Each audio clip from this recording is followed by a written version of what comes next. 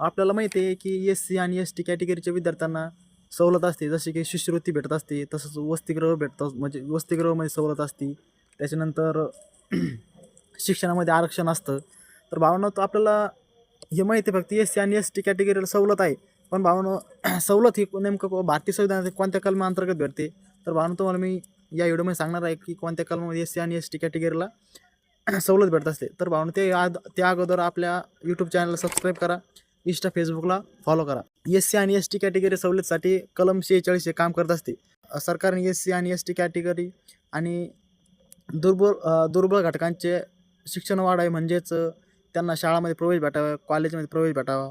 तसेच त्यांना शाळामध्ये असो, कॉलेजमध्ये असो स्कॉलरशिप भेटावी.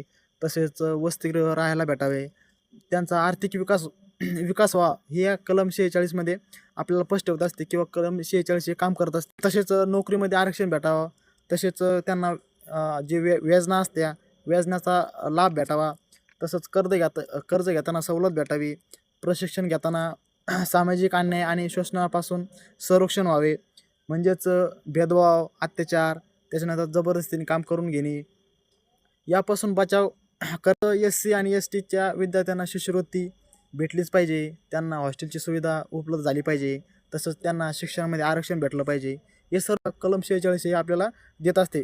म्हणजेच कलम 46 ही एस-सी आणि एस-टी दुर्बल घटकांच्या लोकांचा शिक्षणामध्ये आणि आर्थिक विकास करण्याचा काम करत असते. तर भावांनो, व्हिडिओ आवडला तर लाईक, शेअर करा.